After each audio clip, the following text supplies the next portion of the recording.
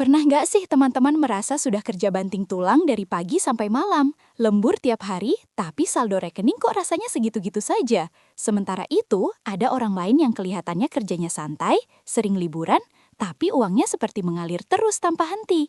Rasanya dunia ini nggak adil banget ya. Padahal, kuncinya seringkali bukan cuma seberapa keras otot kita bekerja, tapi bagaimana cara software di otak kita memandang uang dan kesuksesan itu sendiri.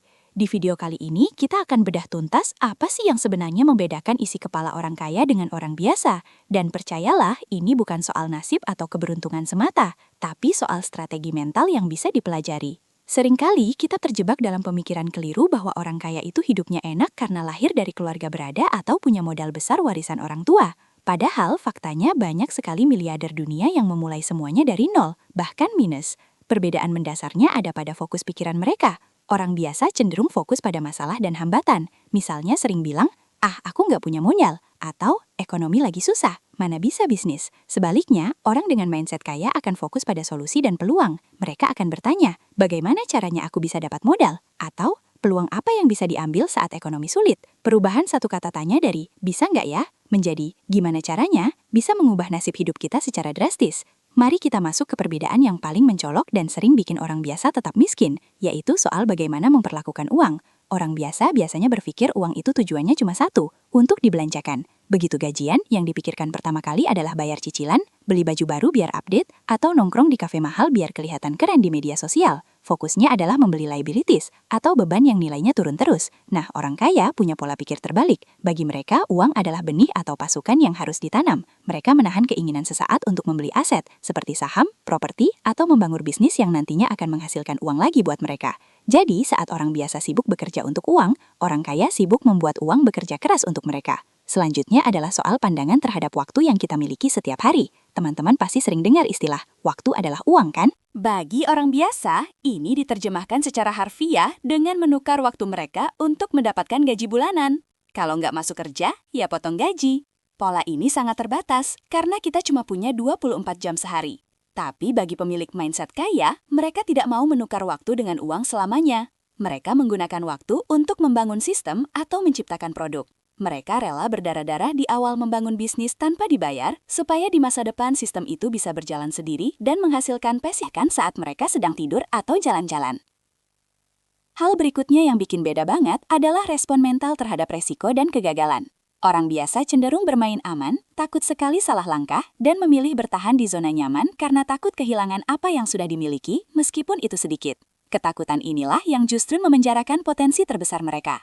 Di sisi lain, orang kaya melihat risiko sebagai bagian dari permainan yang harus dikelola, bukan dihindari 100%.